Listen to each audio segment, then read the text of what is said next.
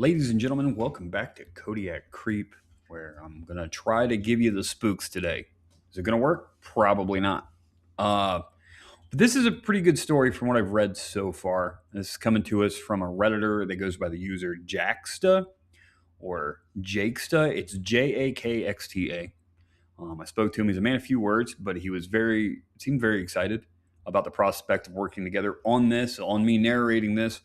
The title of the story that we're going to read today is called There is a Trapdoor in My Uncle's Shed. Now, something about me, a little bit about me here. I love trapdoor and hidden room stories because they go usually like one of two ways, right?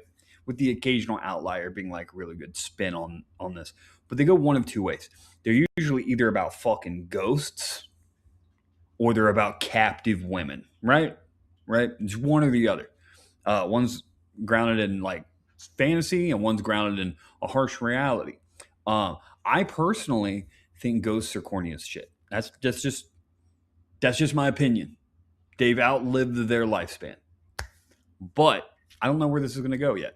So I'm pretty excited to read it. The little bit that I did read of it seems like it's off to a really good start, and it's got some pretty good upvotes out there. So let's take a look.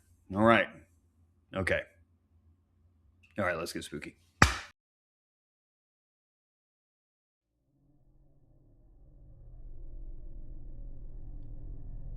It's funny how your brain can just erase a bunch of your memories, block them out for years and years, and then one day you'll hear, see, or smell something and they all come rushing back. It was a wooden elephant that did it for me. It was the first thing I noticed as I stepped into Uncle Rick's living room, seemingly for the first time, but it appears I've been here before. The sight of it, resting on the mantelpiece above the open fireplace, made the whole room feel familiar. My dad shuffled past me and began to assemble the stack of flat-pack moving boxes I'd carried in from the van, while I just stood there staring at the elephant. He wasn't in a talkative mood. His brother, my Uncle Rick, died of a heart attack last week, and with my dad being the elder of the two, I guess it had him thinking about how long he had left. I never knew my Uncle Rick very well. Growing up, I saw him once a year, if that. He came round for Christmas a handful of times when I was a kid. I saw him at a couple weddings over the years, a couple funerals, and for the final time last year, on his 70th birthday. He kept to himself at family gatherings. Always the first to crack open a beer or pour himself something a little stronger. Always the first to leave as well. He was the walking embodiment of being worn out, both physically and mentally. The deep, darkened bags under his eyes had been there since I was a kid, some 30-odd years ago. The few times I did interact with him, he often got my name wrong. He'd call me Ben, then quickly correct himself. I always found that quite odd. It's not remotely similar to my name. William, my dad snapped. Are you going to give me a hand or what? Yeah, sorry, I was in a world of my own. He grunted in response. He'd already filled 2 boxes. I grabbed a box and took it over to the fireplace. The mantelpiece was covered in little trinkets, mostly carved from wood. I studied them as I packed them carefully away. An acorn, a hand, a dragon, a skull, a pig, all made from the same wood, probably by the same hand. I picked up the elephant last, and as I held it, my uncle's voice came rushing back to me. Ben! William! That's not a toy. Put it down. I remember him lurching out of his armchair and stumbling across the room toward me, his hand outstretched before him. Sorry, I had said as I scrambled to put it back before he reached me. Why don't you play outside? In the garden, he suggested, his face full of worry. He led me through the kitchen and opened the back door. The memory faded. As I came back to my senses, I realized I had placed the elephant back on the mantel. I kept thinking about it as I carried on packing. I had this nagging feeling that there was someone else there too, but I couldn't quite recall who. I thought about asking my dad about it, but he looks to be in a terrible state. He doesn't deal with death too well. Not after Mom died. Uncle Rick was our last remaining relative. That was another thing my brain had blocked out. I remember my mom alive and well. And I remember her funeral, but I got nothing in between. So it looks like we're being set up for some kind of like plot trap, is what I like to call it. So the kid's always being mistaken for a different name that's not even like close to his name. And there's something about these figurines, right? My guess as of right now, and after this segment, we are in uncharted waters pretty much together. We're going in blind from here on out. My guess is maybe there was a swab at birth scenario. It could be. That's what it kind of sounds like. Maybe there was a swab at birth scenario. Who knows? Maybe he's Uncle Rick's kid. Who fucking knows? From here, it could go anywhere, honestly. We're at the crossroads, ladies and gentlemen. But let me know in the comments. What do you guys think? Let me know before the end of it. And don't fucking cheat. Fucking actually, just let me know. What do you think the plot setup is that we're getting, the plot trap that we're getting ready to fall into? Winner gets nothing at all. Winner gets bragging rights, I guess. I don't fucking know. She died of breast cancer when I was 10.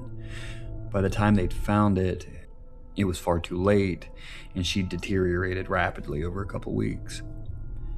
Anyone who'd visit her in her final moments described her end as a blessing, a mercy.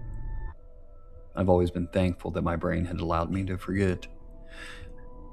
We finished up the living room and piled it all into the van. My dad poured us both a mug of coffee from his thermos, and we sat in silence on the tailgate, the summer breeze cooling my sweat-stained t-shirt. Well, Dad said, patting my knee as he rose to his feet. He finished his sentence with a wordless grumble as we began to head back inside. I gulped down the rest of my lukewarm coffee and followed after him. He was disappearing up the stairs with an armful of flat-packed boxes as I stepped through the front door. I grabbed a few myself, then wandered through to the kitchen. Even with the lights on, the room felt oppressive. The only window was on the side of the house and pointed directly at the neighbor's garden fence. The sink was piled high with dishes, so I had to wash and dry them all by hand before I could pack them away. It was the most basic kitchen I'd seen in a while. No kettle, no toaster, no microwave. The fridge appeared to be the only thing plugged into the wall. Once all the cupboards were empty, I unrolled a black bin bag and opened the fridge. And I took a step back as the smell reached my nostrils. Each shelf was stacked high with shrink-wrapped cuts of steak. The door pockets were stuffed full of pig ears, trotters, and various other cured offcuts. I pulled my t-shirt up over my nose, trying to block out the mental images of Uncle Rick eating pig snouts for dinner. And as I emptied the contents of the fridge into the bag, some of the steak must have gone off long before he had died. I hoped he'd have been feeding a whole pack of stray dogs or something. I wrapped up a second bin bag around the first and tied them both tight to contain the smell. I would not be putting that in the van. The binmen could deal with it on their next round. I lugged the bag over to the back door, turned the latch, and stepped out into the garden. I caught a glimpse of the shed at the far end, and it all came rushing back to me. I was 10 years old when I last visited my uncle's house. I'm sure of that now. I remember my dad dropping me at the door on his way back to the hospital. I remember my uncle saying, "I'm sorry about your mother. I truly am. You gotta stay strong for your father and for yourself." I remember crying on his doorstep, him awkwardly patting my shoulder. Worst of all, I remember my mom, my last true memory of her, lying in a hospital bed, hooked up to tubes, a skeleton of her former self. The collar drained from her skin, the warmth drained from her eyes. I wish this version of her had remained forgotten, but instead it overrode every other image I could bring to mind. I dropped the bag of rancid meat into the gray bin and looked back toward the shed, the small pond. I remember 10-year-old me sulking through the garden, crouching down by the pond, staring vacantly into the water. I had been looking down into the murky green abyss when the shed door slowly creaked open. I watched as someone stepped out onto the grass with bare feet. A little boy, much younger and smaller than me. He wore only a baggy, tattered t-shirt, far too big for him, trailing down his ankles. His skin was almost paper white, and he didn't have a single hair on his head. His face lit up with pure glee when he saw me.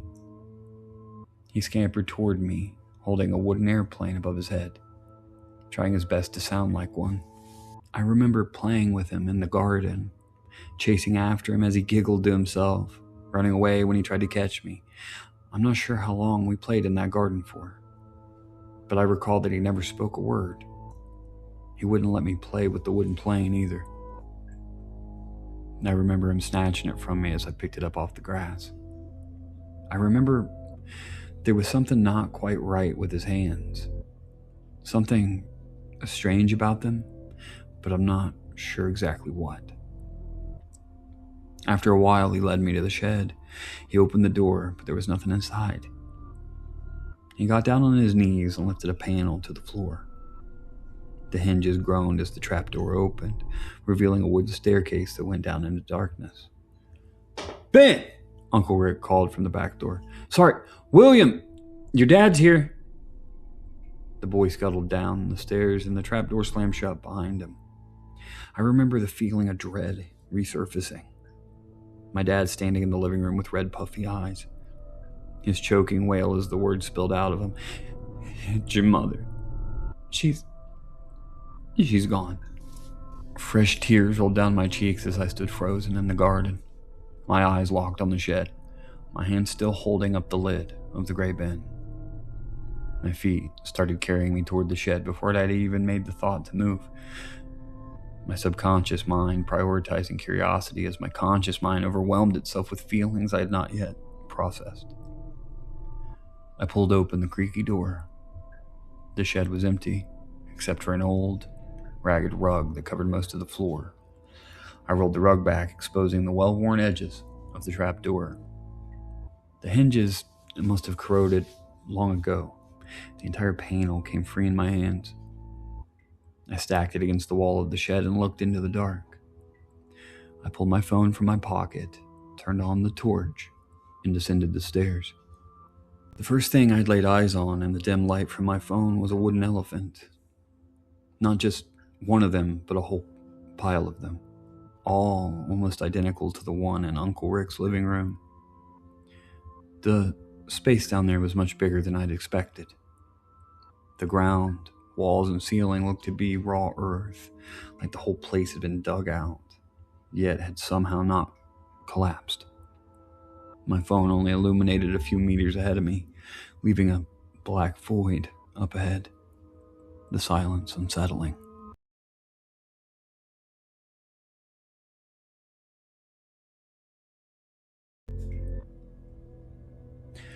I walked further along, dragging my feet. There were piles upon piles of wooden carvings littered about, some similar to the ones I'd packed, some like nothing I'd ever seen before. I continued on. My light caught the edge of a bright white branch or tree root, gnarled and twisted, spanning the length of the space up ahead. I shone the light from one end to the other. It appeared to sway a little, and then it folded in the center, and at the end of it, it reached out toward me.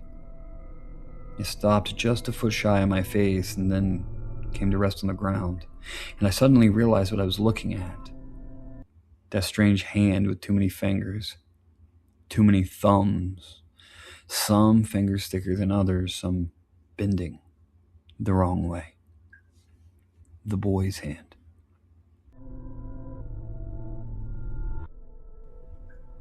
His face drifted toward me from the darkness, his cheeks gaunt, his skin sallow, his eyes sunken. His head lifted toward the ceiling, turning at a right angle on its neck when he ran out of space. His other arm clawed into the wall on my right as he dragged his foot beneath him, his knee almost reaching the ceiling too. I turned to run and he shrieked, sending a jolt of pain through my ringing ears, turning my legs to jelly. Lumps of earth rained down on me as he forced himself through the space behind me. Adrenaline took over and I ran faster than I had in years, the narrow rectangle of light on the stairs getting closer and closer with every step.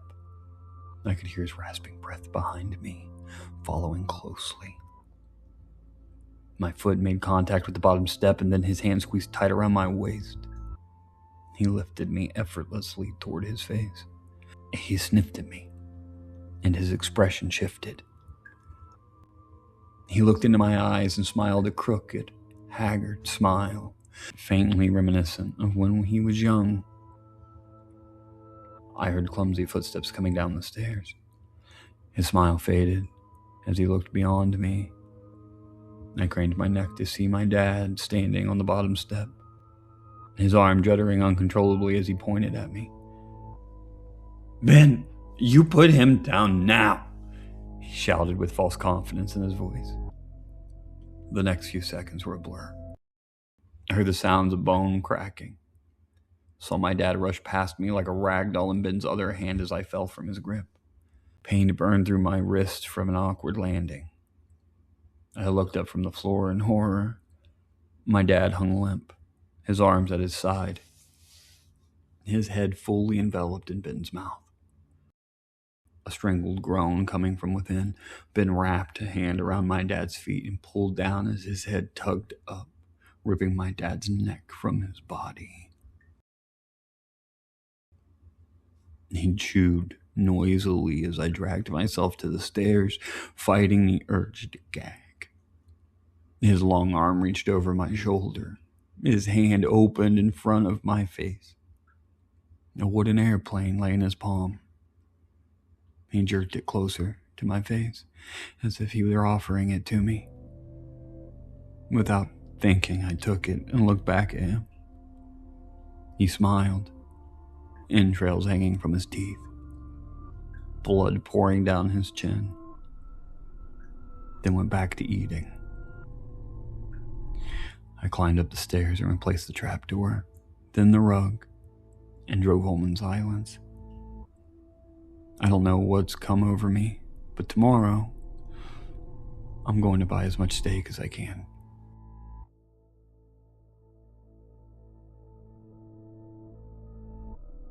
Chat, listen, I did not see that coming. And I'm sure you guys didn't either in the comments. Holy fuck. Shout out again to our author, man. I'm just gonna call you Jack for this. Jakxter, the Jake Meister, Jack, buddy. Listen, bravo, kudos to you. Holy fuck, dude, what an ending. I mean, I don't know if you would call it a twist, because it wasn't like leading us one way and then sending us back the other, but the sheer like ramp up, right? It was like, yeah, for a short story, there was kind of like a little bit of fat on it, but that's okay. I like my steak marbled. There was a little bit of fat on it, right? There's a lot of context, totally fine, necessary context. It wasn't like overly flamboyant. And then to like very quickly go from the discovery to straight bam in your fucking face.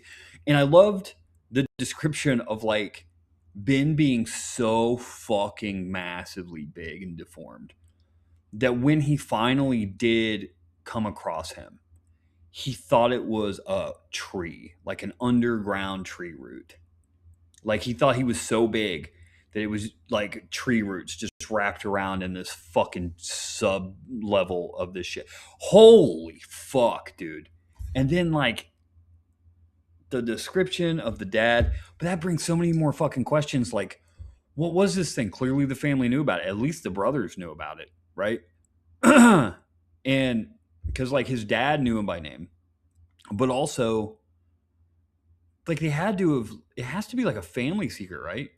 Like they had to have known that William knew about it because you can't tell me that he played all day in the garden with Ben, and not once did he get checked on by his uncle. There's no fucking way. There's no way. I don't know. It's so good. Um, Holy fuck, dude. Man.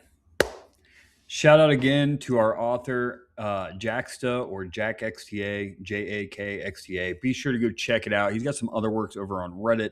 Um, I did some digging. He didn't say anything. Usually authors like direct me to a page in which like they have stuff for sale. I didn't personally see anything. Maybe he's got something posted that I just overlooked. And maybe he'll reach out. And if he does, I'll post it in the community. But either way, go check him out on Reddit. U/JAKXTA. I'll put it on the screen again. And just go read some of his works. Give him some support. Tell him Kodiak sent you in the comments. But yeah, man. If you're new here, main account is Kodiak Corpse over on TikTok. There's a YouTube channel I'm planning on doing something with here too. If you just want to go subscribe to the TikTok, we do a whole bunch of crazy shit. I'm also a surrealism artist. We go live over there. Actually, when this posts, I'll probably be live in a dual art live, working on some fan-inspired surrealism art. So give it a shot. Otherwise, like the video and subscribe. And until next time, stay spooky. Okay, I'm getting the fuck out of here.